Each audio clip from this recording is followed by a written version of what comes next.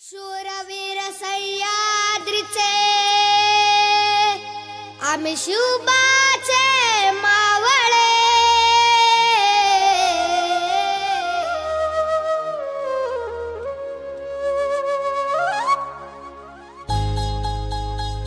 आम्ही मावळे मावळे मावळे, आम्ही मावळे मावळे मावळे, आम्ही मावळे आम्ही मावळे, आम्ही मावळे मावळे मावळे, आम्ही मावळे मावळे मावळे, आम्ही मावळे आम्ही मावळे. शूरवीर सह्याद्रीचे, शूरवीर सह्याद्रीचे आम्ही शुभाचे मावळे, शूरवीर सह्याद्रीचे आम्ही शुभाचे मावळे. शिकलो या मातीमधून पराक्रमाचे गळे, आम्ही शुभाचे मावळे, आम्ही शुभाचे मावळे. आम्ही मावळे मावळे मावळे, आम्ही मावळे मावळे मावळे, आम्ही मावळे आम्ही मावळे सखे सांगडी आम्ही या रानाची पाखरे.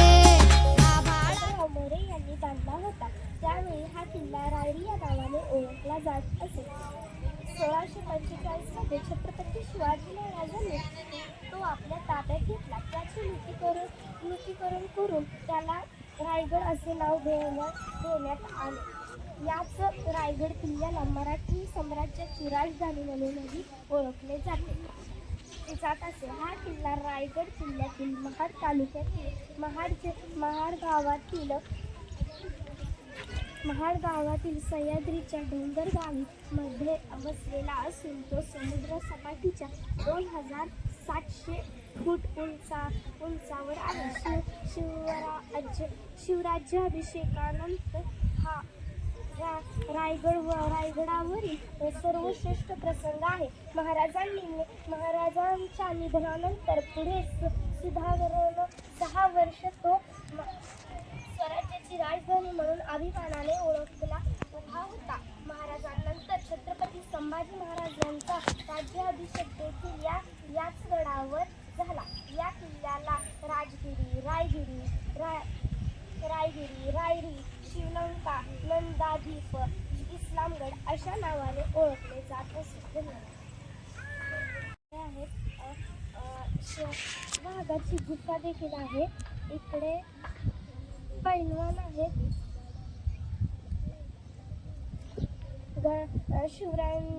शिवरायांच्या कडेने शिपाई आहेत. कडेला बाजी प्रभू उभारलेले आहेत. सैनिक देखील आहेत. रायगड किल्ल्यावरील व्यवस्था, येथे पाण्याची सोय आहे. त्याच्या बाजूला दारुगोळे आहेत. तेथे बाजारपेठ आहे आणि तेथे धान्याचे कोठार आहे. उलकोट किल्ला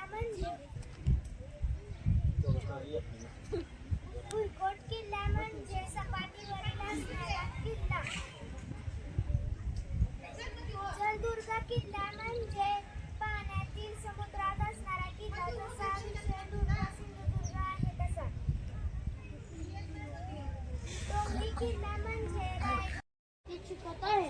महाराष्ट्रात जुन्नर शहराजवळ वसलेला शिवनेरी किल्ला समुद्रपट्टीपासून 35 फूट उंच आहे. 19 फेब्रुवारी 1630 रोजी छत्रपती शिवाजी महाराजांचा जन्म या गडावर झाला. त्यामुळे या गडाला एक ऐतिहासिक महत्त्व प्राप्त झाले. गडाच्या चारही बाजूंनी जुने गड आहे. त्यामुळे तो गड जिंकण्यास अवघड आहे. किल्ल्यावर बाल शिवाचा आणि जिजामातेचा यांचा प्रतिमा आहे. तसेच शिवाई देवीचे मंदिर देखील आहे. गडाला एकूण 7 दरवाजे आहेत. तसेच गडाला असलेल्या भक्कम तटबंदीमुळे गडावरील लोकांचे संरक्षण होते. गडाच्या मध्यभागी गोड्या पाण्याचे तलाव आहे. त्याला बदामी तलाव म्हणतात. पूर्वीच्या काळी धान्य साठवण्यासाठी वापरला जाणारा अंबरखाना देखील गडावर आहे. धन्यवाद. जाणू भरून आले ओंजळी.